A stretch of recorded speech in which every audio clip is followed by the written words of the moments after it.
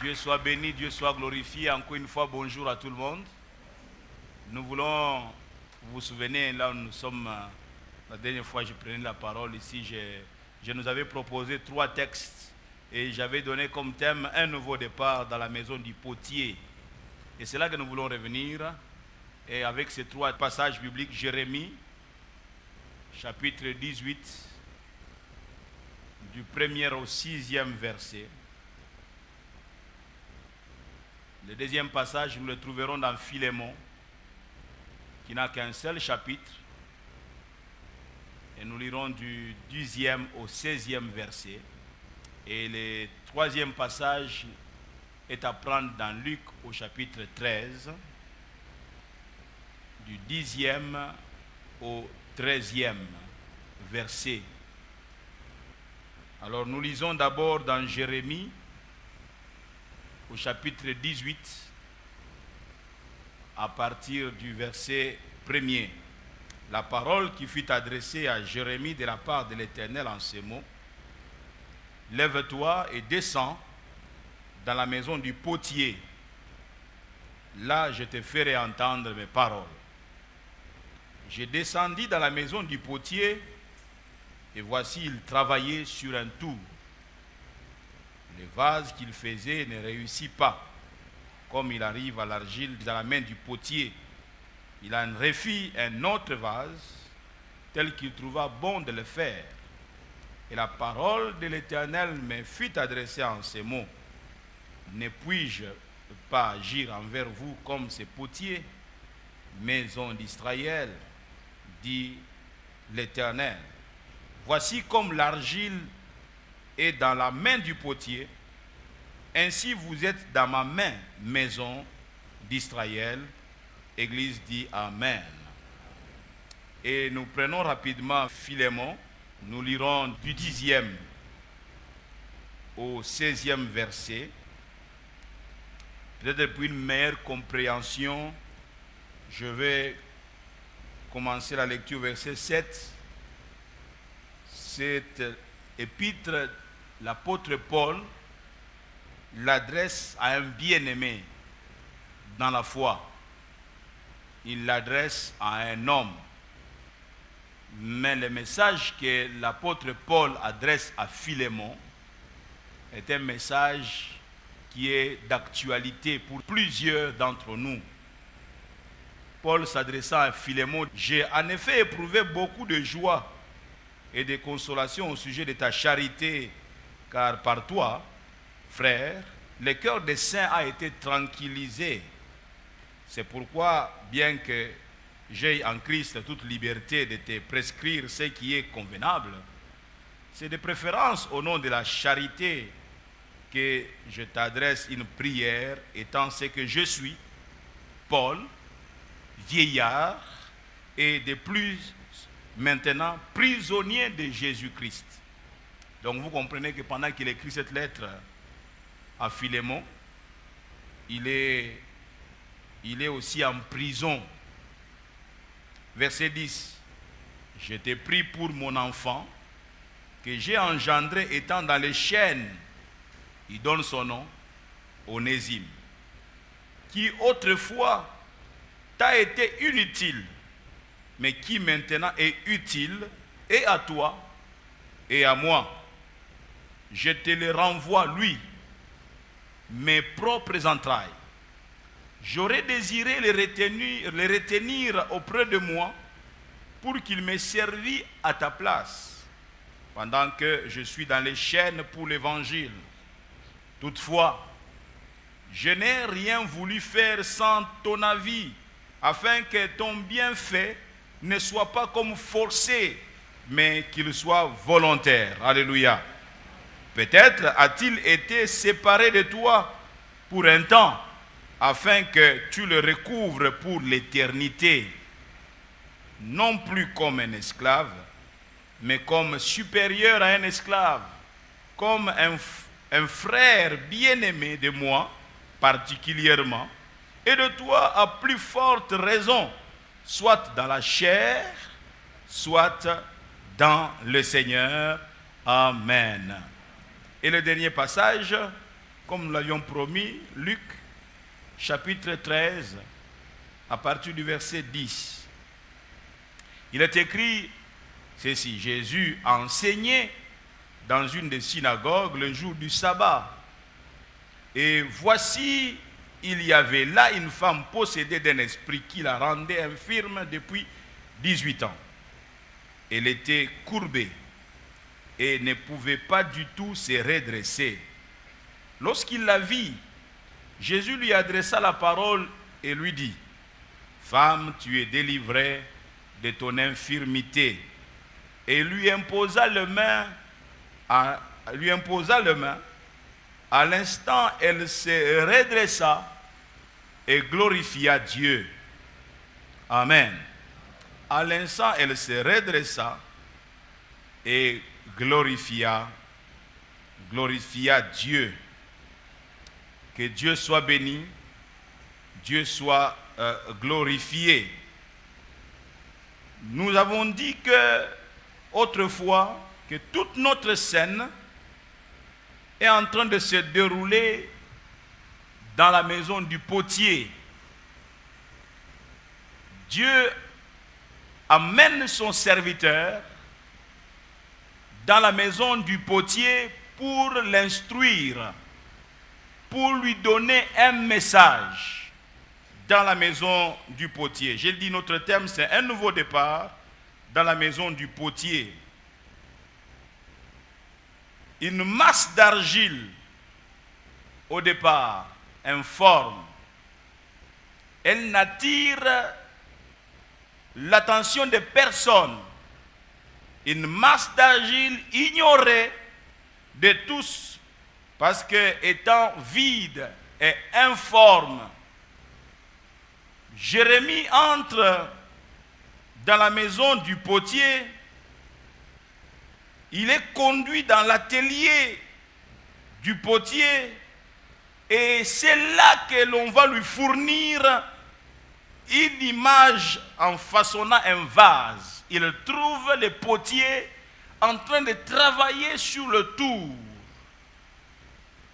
Le potier le met son sale de l'argile. Il a pris un morceau d'argile et l'a placé sur le tour. Il y a un travail qui est en train de se faire là. La première forme du vase, selon l'observation de Jérémie, la première forme du vase avait connu de ratés.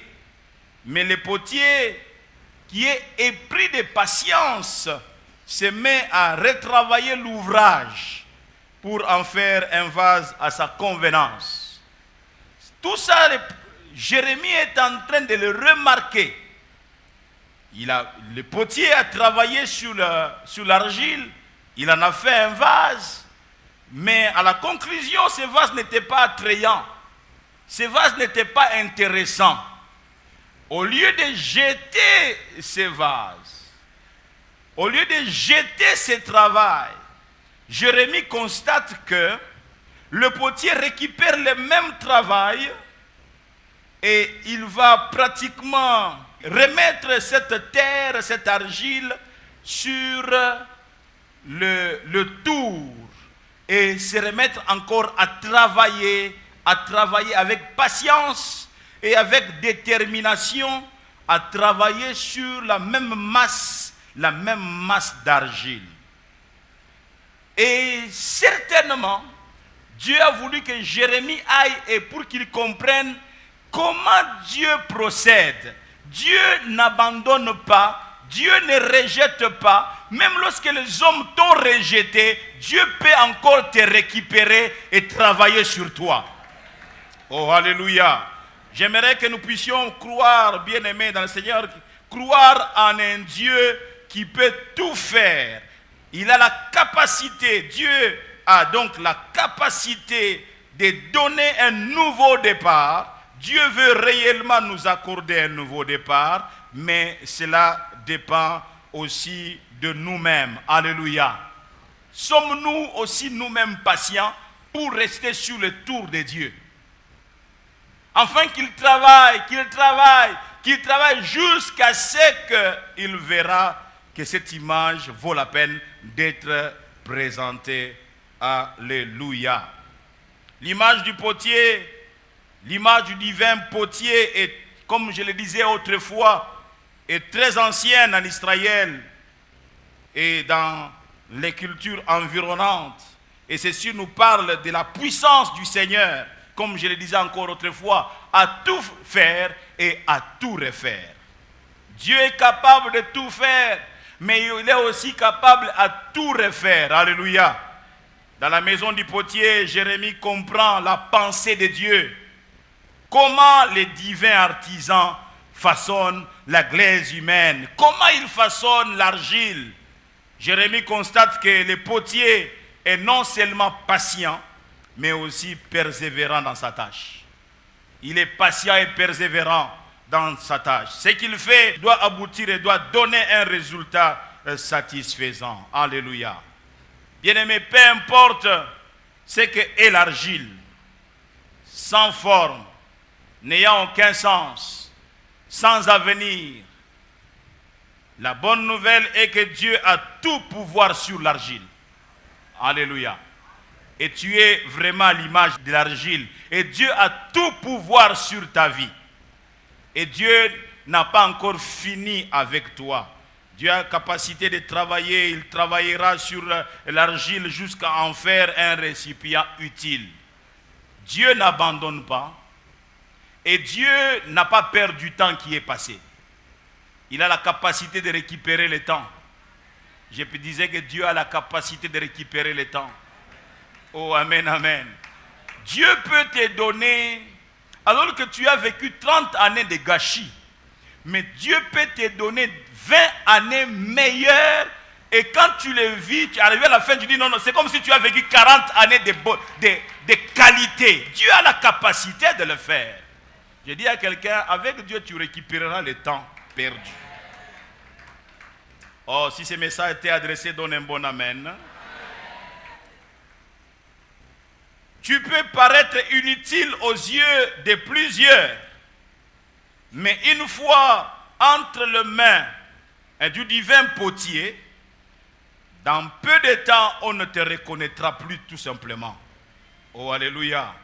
Aux yeux des hommes, tu peux paraître inutile, en n'ayant aucune valeur selon les hommes, mais laisse-toi entre les mains du divin potier. Alléluia. Laisse-toi entre les mains du divin potier. Et quelquefois, le travail que le divin potier fait sur toi ne va pas être facile. Tu vas le sentir même dans ta chair. Dieu, quelquefois, il permet des événements, non pas pour te détruire, mais pour te façonner. Oh, amen, amen.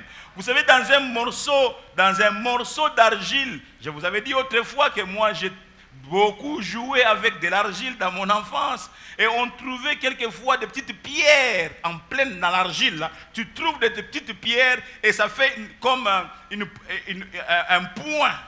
Un point dans ton petit jouet. Ça dérange et tu es obligé avec des ongles à pouvoir aller chercher la petite pierre, la sortir et pouvoir maintenant colmater le petit trou créé par les petites pierres que tu as enlevées. Si déjà dans mon enfance, je pouvais travailler comme ça, qu'en est-il de Dieu?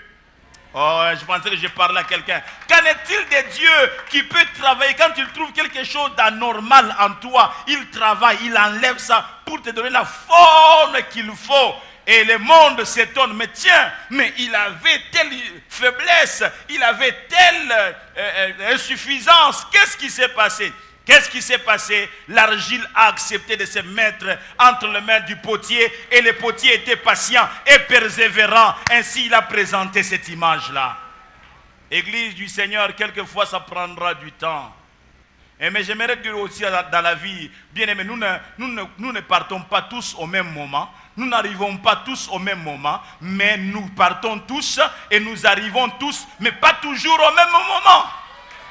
Oh, alléluia! Oh, alléluia! Il ne faut pas dire non, moi je suis en retard. En retard par rapport à qui?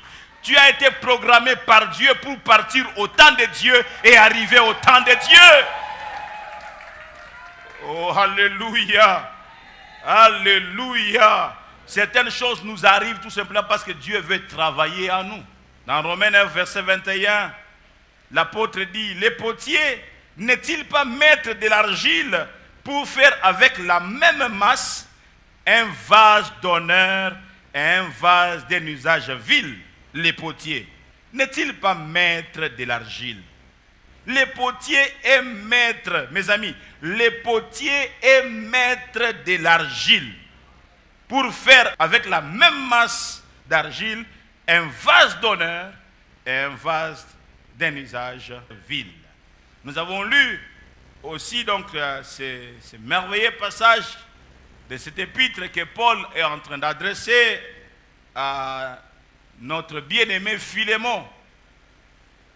Il s'adresse à Philémon. Lorsqu'il introduit cet épître, Paul dit, virgule, prisonnier de Jésus-Christ, et le frère Timothée à Philémon. Il indique à qui il adresse cette lettre.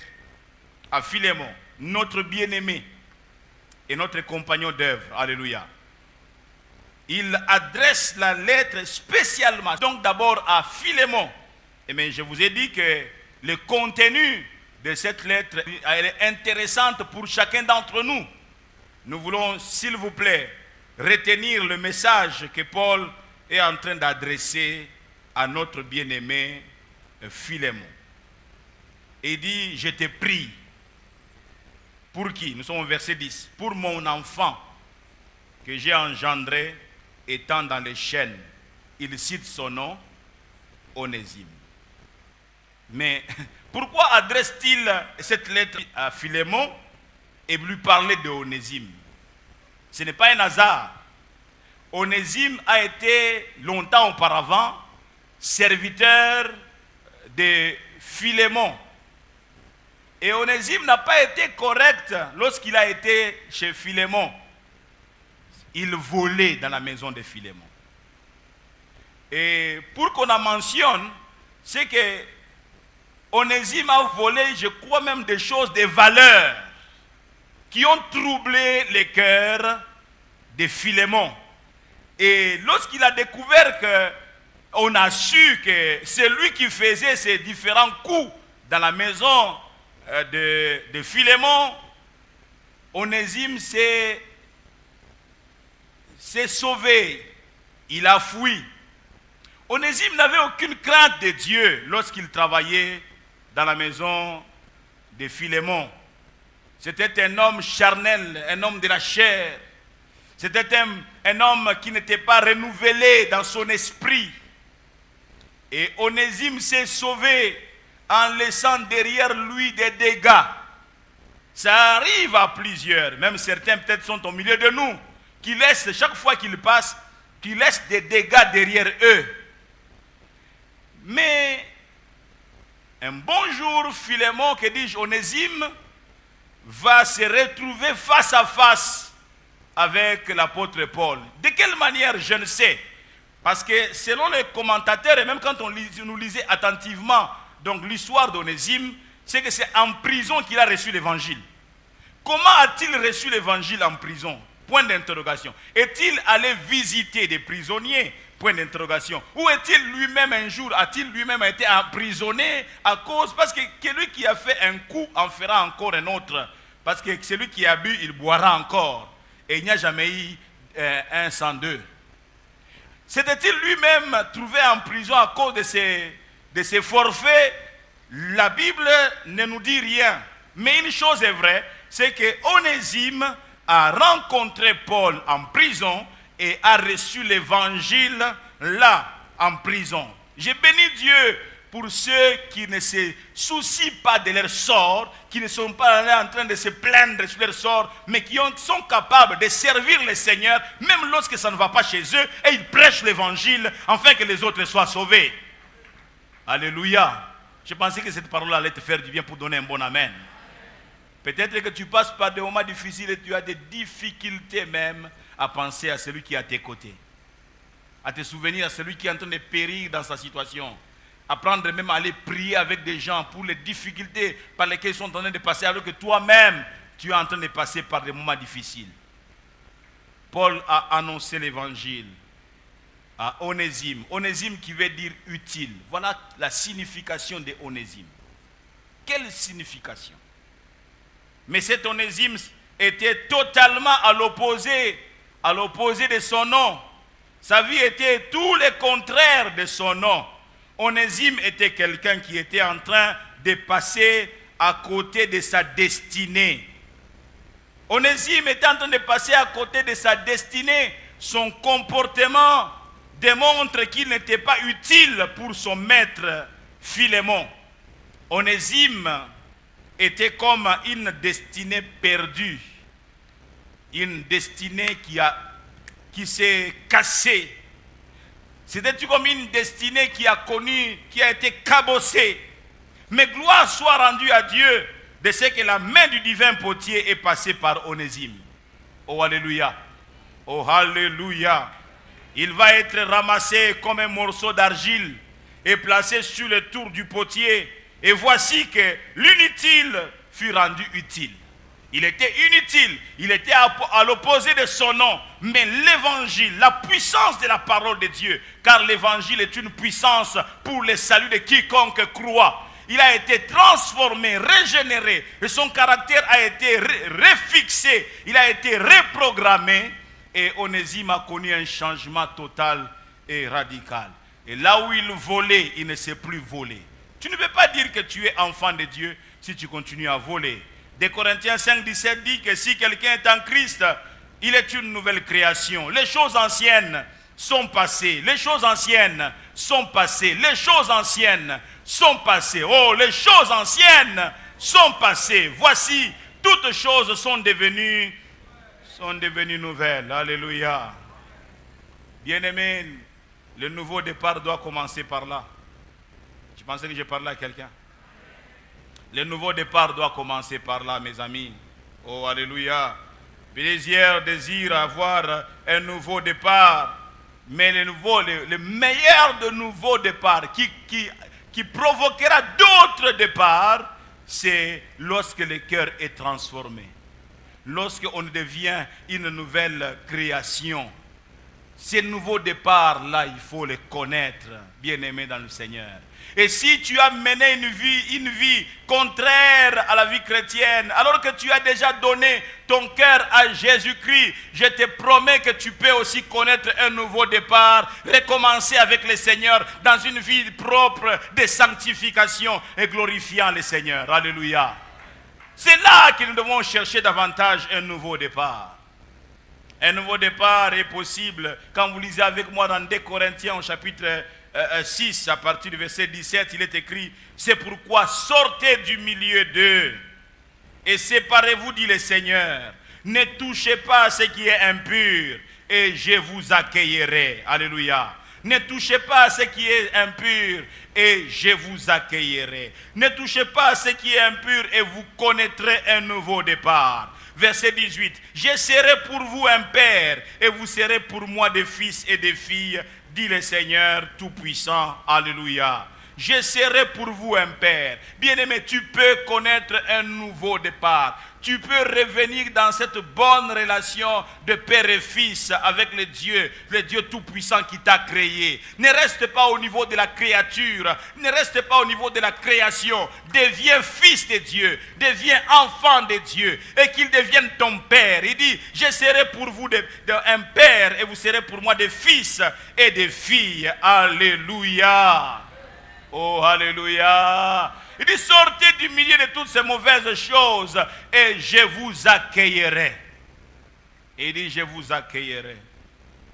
Oh, que Dieu accorde un nouveau départ à quelqu'un. Très cher Philémon, c'est lui que je te renvoie. Je suis en train de paraphraser l'apôtre Paul. C'est lui que je te renvoie maintenant et que tu vas retrouver incessamment, n'a rien à voir avec celui qui t'avait quitté après t'avoir causé du tort. Voilà le message qu'il est en train d'adresser à Philémon. Parce que je suis sûr que lorsque Philémon, en lisant la lettre, quand il est arrivé au premier endroit où, au verset 10, que Paul a écrit le nom de Onésime, je crois peut-être qu'il a eu une boule au cœur, il a eu un cœur qui s'est gonflé. Encore, pourquoi doit-il me parler d'Onésime? Et c'est comme si l'Esprit lit encore la lettre, va jusqu'au bout de la lettre. Oh, amen, amen. Il y a des gens, quand on cite leur nom en votre présence, on dirait qu'on vous rappelle tous les mauvais événements, les coups, les 100 coups moins 1 qu'ils ont eu à faire. Ils vous ont trahi, ils ont fait ceci et cela. Et on cite encore leur nom. Vous entendez ça, vous avez envie de maudire la personne. Paul prend soin de dire à Philémon, très cher Philémon, celui que je te renvoie et que tu vas retrouver incessamment n'a rien à voir avec celui qui t'avait quitté après t'avoir causé du tort. Oh, amen, amen. Il n'a rien à voir. Il n'a rien à voir. Je vous ai raconté l'histoire de mon aîné, le pasteur Lukusa. On appelait aussi, avant qu'il vienne au Seigneur, de luxe. Il avait fait des coups avant de rencontrer le Seigneur. Alors un jour, son ami, d'autres fois, à qui il avait fait des coups, le retrouve en train de prêcher l'évangile quelque part. Il dit, mais voilà des aventuriers comme ça, on les laisse prendre la parole. Cet homme avait fait ceci. Lukusa lui dit, oui. J'aimerais te dire que celui-là qui a fait ce coup-là, il est mort. Il dit, voilà, il m'a encore. Il continue à me dire, non, il a dit qu'il est mort, celui-là. Et c'est celui-ci, lui qui prêche aujourd'hui, est un nouveau homme qui a été transformé par Dieu. Oh, amen, amen. Tu sais, Dieu peut t'échanger à tel point que même la famille commence à se poser des questions. Est-ce que c'est... Vous savez, il y a des gens à qui on peut laisser tout, sauf laisser la porte ouverte d'une certaine chambre. Il dit, quand déjà quelqu'un se retrouve à l'arrêt des bus, il dit, la chambre est restée ouverte, on rentre vite. Pourquoi? Parce que toi tu es là. Personne ne te fait confiance. On sait que si on te laisse seulement 1 heure, la maison, cette chambre-là sera sans dessus, sans dessous. Tu as déjà... Vous savez-vous que les gens sont capables d'aller retrouver un peu d'argent qu'on a mis dans une grande valise en dessous des habits. Mais lui a trouvé ça. Il y a des spécialistes comme ça, qui sont de la race d'Onésime. L'Onésime avant de rencontrer le Seigneur. Mais ces mêmes personnes, lorsqu'ils montent sur vont dans la maison du potier, je vous assure, lorsque le potier prend soin de travailler, on ne le reconnaît plus. Mon ami, si tu as vraiment rencontré le divin potier et que tu n'as pas changé, pose-toi la question, est-ce que tu as rencontré les soucis du divin potier ou bien si tu as rencontré les potiers? Quand on rencontre les potiers, on ne reste plus la même personne. Ah, quelqu'un ne m'a pas suivi. Quand on rencontre les potiers, on ne reste plus la même personne. Bien-aimé dans le Seigneur, tu sais, quand tu as rencontré les potiers, la tentation peut venir. Mais le divin potier, son esprit en toi, parce que tu as sa nature en toi, les divins potiers, tu peux aller, tu peux t'approcher, tu peux encore t'approcher, mais l'esprit, la nature du divin potier va freiner avec toi. Dire, où est-ce que tu es en train de partir? Parce que ce n'est plus toi qui vis, mais c'est le divin potier qui vit en toi. C'est Dieu qui vit en toi. Et à un certain moment, tu freineras, je t'assure. Parce que tu as la crainte de Dieu. Mais quelqu'un qui n'a pas la crainte de Dieu ne connaît pas de frein. Allons-y. Terminons l'affaire et c'est fini.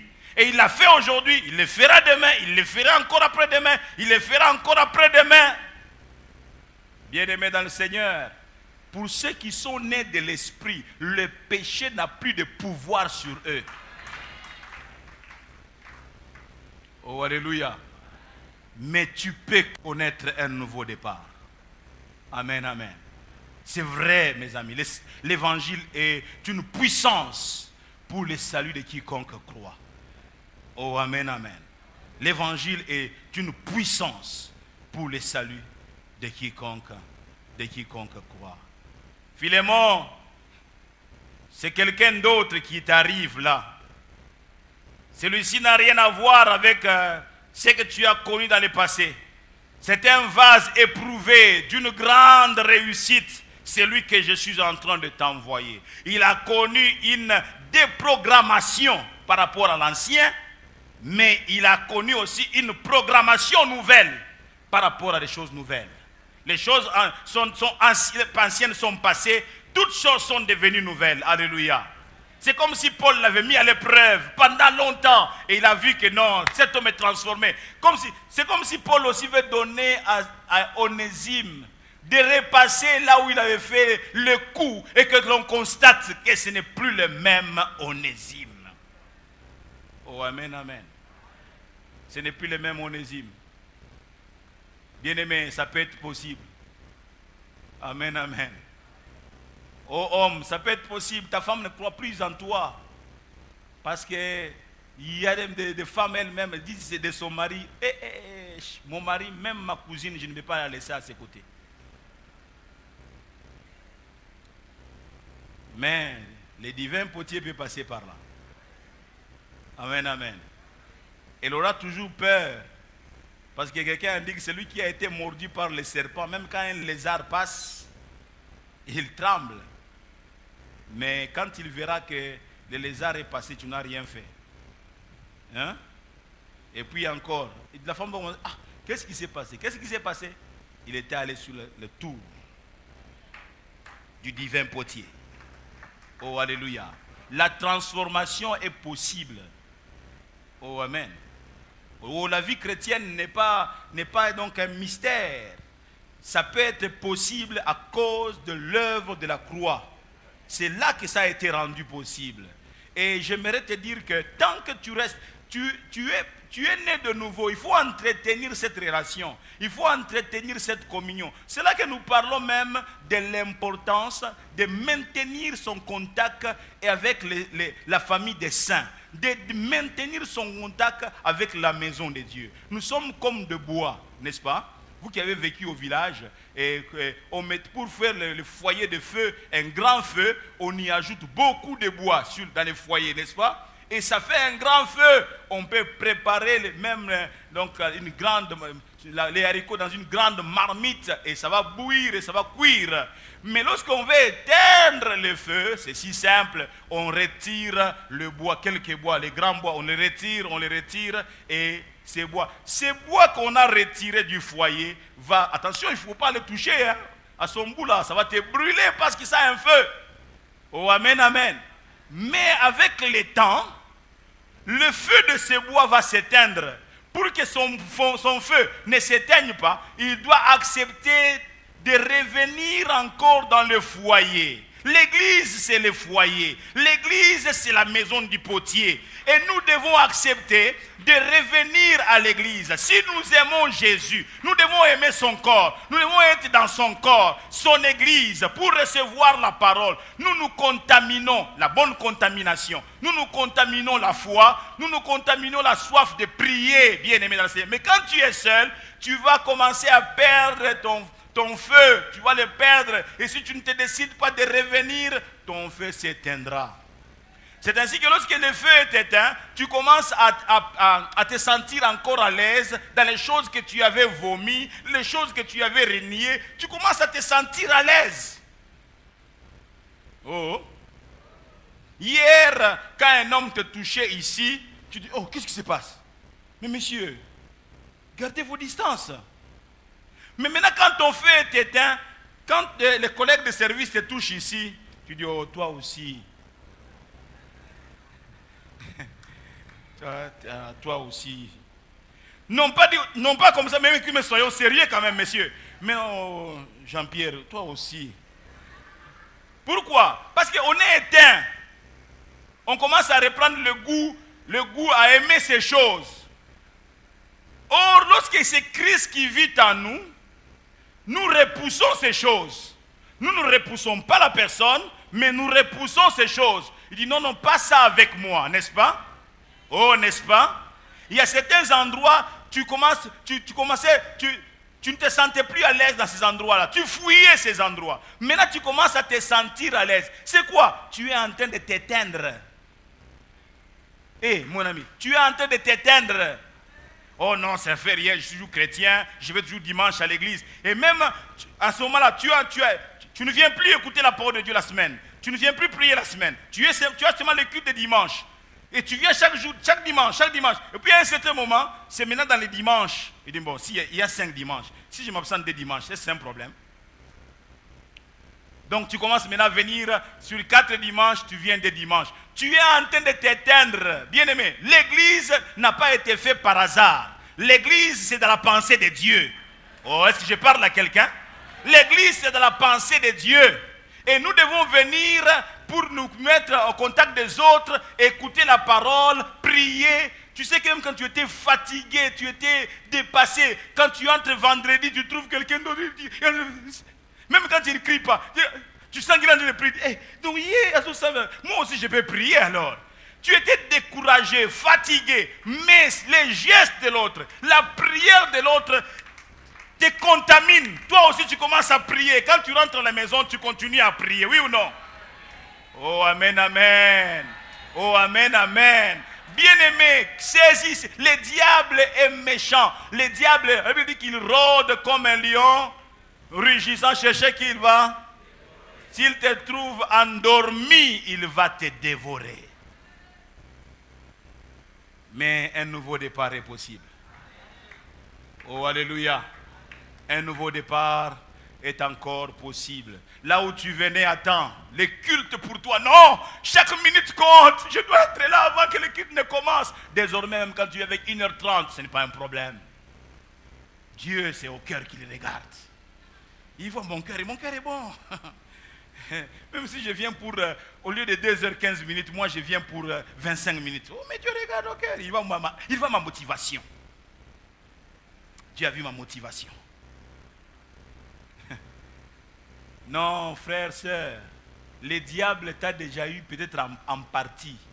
Et même peut-être totalement, il t'a déjà eu. Rentre dans la maison du potier. Jérémie a reçu la leçon. Dit, c'est comme pour dire, l'argile peut sortir autre chose de la maison du potier. Waouh! Oh, amen, amen. Oh, amen. Que Dieu nous aide. Et cette merveilleuse histoire, nous allons peut-être terminer par là, avec cette merveilleuse histoire de Luc, chapitre 13, versets 10 à 13. Luc, chapitre 13, versets 10 à 13. On dit que Jésus a enseigné dans une des synagogues.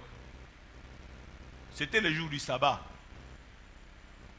Mais pendant qu'il enseignait, on dit que voici, il y avait là une femme possédée d'un esprit qui la rendait infirme depuis 18 ans.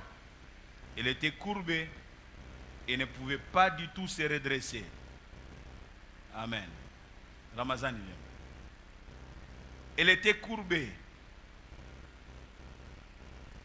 Tu ne fais pas de sport? Elle était courbée, viens avec moi. Elle était courbée. Elle était possédée par un esprit impur qui la rendait infirme. Elle était courbée. C'est-à-dire quoi? Elle n'était plus la même. Sa vie a connu une déformation. Ce n'était pas comme ça qu'elle était. Mais depuis 18 ans, il a été possédé par un esprit impur. Peut-être qu'elle ignorait même la raison pour laquelle elle était courbée, ne sachant pas que c'est l'œuvre de Satan. Comment l'esprit a-t-il eu raison d'elle? La Bible ne dit rien, mais une chose est vraie, c'est qu'elle était courbée et ne pouvait plus jamais se redresser. Bien-aimé, notre Dieu est un Dieu de relèvement. Il aime nous redresser, alléluia. Mais celle-là n'était pas redressée, elle était courbée. Alors ce jour-là, Jésus est venu dans leur synagogue. Il y avait plusieurs synagogues en Israël. Et ce jour-là, on dit bien, Jésus enseignait dans une des synagogues. Et voici, il y avait une femme possédée d'un esprit qui la rendait infirme. Depuis combien de temps? 18 ans. Elle était courbée, ne pouvait pas du tout se redresser. Quelle situation? Ce passage nous brosse le tableau d'une femme dont la vie était un cauchemar. Sa vie était sans forme.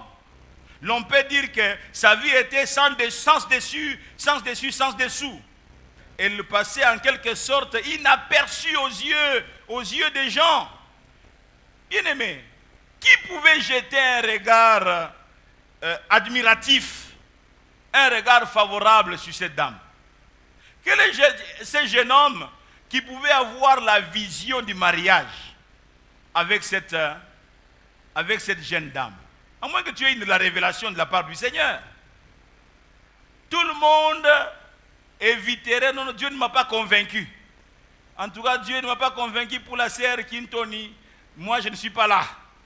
Qui peut avoir une révélation sur elle? Elle n'avait rien à offrir au monde. Elle était certainement marginalisée, oubliée de la société. Et c'était une destinée perdue. Une destinée qui a été complètement cabossée. Cette femme avait perdu tout sens de la vie. Elle ne pouvait même pas avoir de projet d'avenir pour sa vie. Pas du tout. Elle avait tout simplement cessé de vivre.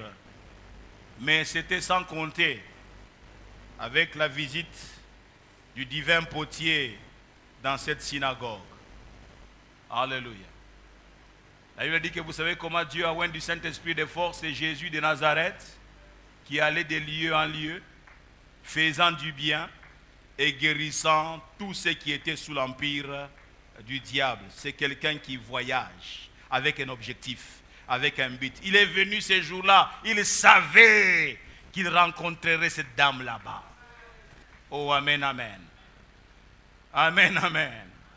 Et la Bible dit au verset 12 que lorsqu'il la vit, Jésus lui adressa la parole. Lorsqu'il la vit, j'aimerais te dire que même toi qui es là maintenant, quand l'œil de Kali ne te voit pas, l'œil de l'Éternel te voit. Oh, je pensais que je parlais à quelqu'un. L'œil de Dieu ne peut pas se passer de toi. L'œil de l'Éternel te voit. Même si tu es assis derrière quelqu'un et qui empêche à l'orateur de te voir, mais Jésus te voit. Jésus n'était pas un orateur ordinaire. Il était courbé, peut-être au fond de la salle, mais l'œil de l'Éternel a croisé les yeux de cette femme. Oh, j'aimerais te dire qu'il y a une bonne nouvelle pour toi. Ah, je disais qu'il y a une bonne nouvelle pour toi. Pourquoi? Parce que le Seigneur te voit. Et on a chanté ce cantique, Ananiona. Le Seigneur te voit. Mungu anakuona. Oh, même si les hommes ne te voient pas, mais Mungu anakuona. Oh, mon Dieu te voit. Je peux te dire que mon Dieu est en train de te voir dans ta misère, dans ta souffrance, dans ta difficulté, dans tes questions sans réponse. L'œil de l'Éternel te voit. Lorsqu'il la vit, j'aime ça, lorsqu'il la vit, Jésus lui adressa la parole. C'est la parole qui va te sauver, c'est la parole qui va te délivrer. Tout est dans la parole de Dieu. Il y a la vie dans la parole de Dieu, il y a la délivrance dans la parole de Dieu, il y a le salut dans la parole de Dieu, il y a la transformation dans la parole de Dieu, il y a la révélation dans la parole de Dieu, il y a la porte ouverte dans la parole de Dieu, il y a le chemin par où tu vas passer dans la parole de Dieu. Lorsqu'il la vit, il lui adressa quoi? La parole. Reçois la parole ce matin, sois délivré. Reçois la parole de l'Éternel ce matin, sois restauré. Reçois la parole de l'Éternel, retrouve la joie que tu as perdue, la sérénité qui t'a manqué. Il lui adressa la parole. Frère et sœur, il lui adressa la parole. C'est la parole qui a façonné nos vies. C'est la parole qui a façonné nos vies, mes amis, qu'on ne vous trompe pas. Gloire à Dieu pour ceux qui font des choses spectaculaires. Mais bien aimé, la parole, moi j'ai grandi au pied de quelqu'un qui annonçait que la parole, et la parole nous a transformés. Et c'est à cause de la parole que vous avez un prédicateur qui vous fait du bien ce matin. La parole! La parole, elle était coupée. Mais Seigneur, l'ayant vu, lui adressa la parole et lui dit, femme, tu es délivrée de ton infirmité. Alléluia. Amen, amen. Et il lui imposa les mains. À l'instant, elle se redressa et glorifia Dieu. À l'instant, elle se redressa. À l'instant, elle se redressa. À l'instant, elle se redressa. Je suis sûr que les gens qui étaient autour d'elle ont entendu les bruits de claquements des os. Elle se redressa. Frères et sœurs, restons dans la maison du potier. Restons dans la maison du potier. Restons, acceptons qu'on nous mette encore sur le tour du potier. Laissez les potiers faire le travail. Ça prendra le temps que ça va prendre, mais un bon jour, bien-aimé, on te sortira. Vous savez, l'atelier du potier est dans un coin caché. L'atelier, ce n'est pas beau là-bas. Il y a de la saleté à gauche et à droite. Le potier est dans une genre de salpette, de tenue. Et il essuie ses mains là-bas. Vraiment, c'est crasseux. Mais lorsqu'on a fini de travailler sur les vases, qu'on l'a mis au four, et puis on a amené une peinture dorée ou argentée, on a mis la peinture, et quand on a fini de mettre la peinture, vous regardez les vases, vous vous demandez si c'était cette argile-là, et puis on prend avec délicatesse ces vases, et on l'amène maintenant dans une salle d'exposition, dans des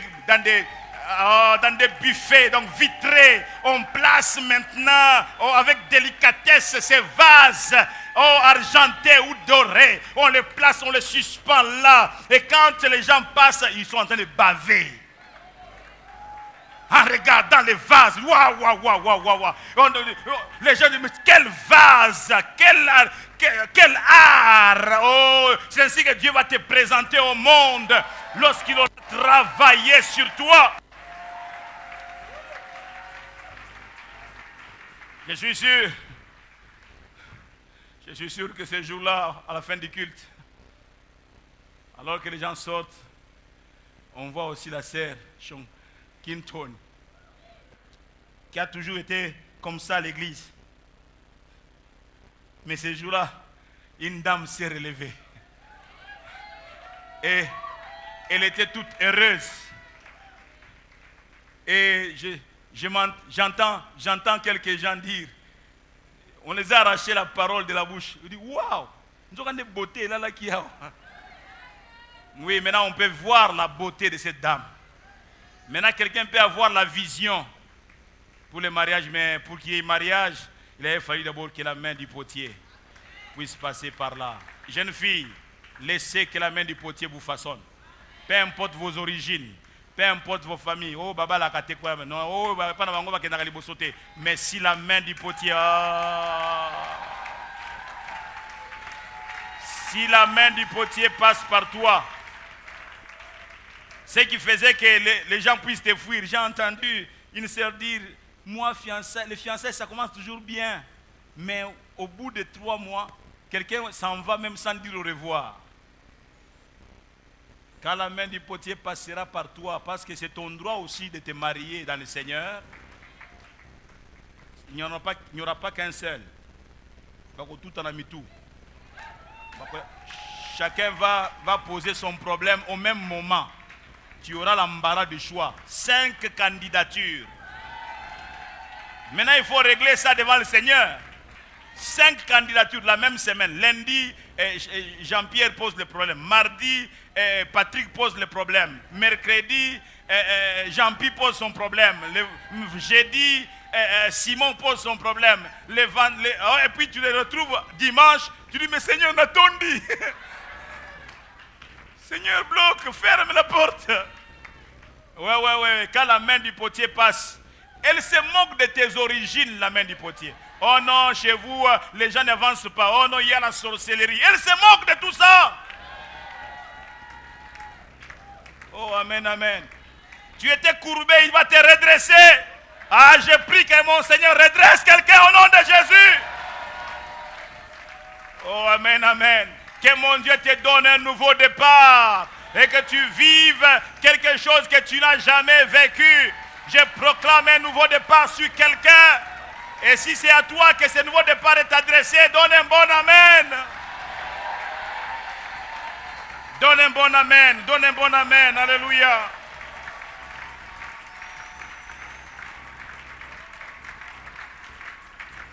Femme, tu es délivrée de ton infirmité. Je vais finir. Femme, tu es délivrée de ton infirmité. En quelque sorte, il lui dit, je vais refonder ta vie. Il y a là la pensée de refaire complètement un ouvrage en conservant la même matière. Refaire complètement un ouvrage, mais en conservant la même matière, même argile. Alléluia. Oh, alléluia. Ça sera avec la même masse d'argile dont la forme avait échoué que le potier va retravailler. Cette femme est remise dans le sens de la vie. Le Seigneur remet cette femme dans le sens de la vie. C'est tout simplement un nouveau départ qu'elle est en train de connaître. Alléluia. Le divin potier est capable de ressortir quelque chose partant même du néant, partant de ruines, d'une cendre, là où tout a brûlé, là où tout peut aussi renaître. Là où tout a brûlé, tout peut aussi renaître. Quand vous lisez Ésaïe 58, verset 12, il est écrit, Ésaïe 58, verset 12, les tiens rebâtiront sur d'anciennes ruines, tu relèveras des fondements antiques, on t'appellera réparateur de brèches, celui qui restaure les chemins, qui rend le pays habitable. Il restaure les chemins tordus. Il est capable de restaurer un chemin. Alléluia. Et quand vous lisez Ésaïe 62, verset 4, il est écrit, on ne te nommera plus délaissé. On ne nommera plus ta terre désolation ou dévastation, mais on t'appellera mon plaisir en elle. Et on l'appellera ta terre épouse, car l'Éternel met son plaisir en toi, et ta terre aura un époux. Amen, amen. Et le verset 12 dit, et toi, on t'appellera recherché, autrement dit désiré, ville non délaissée. Oh, puisses-tu te laisser récupérer et placer sur le tour du divin potier, et ta vie ne sera plus la même. Autrefois délaissé, désormais désiré. On va te désirer. Autrefois tu étais appelée Janine Kabatumpi. Désormais tu seras Janine Désirée Kabatumpi. Amen, amen. Parce qu'on va te désirer. On va te rechercher. Même dans le domaine de l'entrepreneuriat. On va te rechercher. Là où il n'y avait pas de marché. Là où on t'est bloqué. Désormais on va te rechercher. Que mon Seigneur te donne un nouveau départ. Sois béni et que Dieu bénisse sa parole.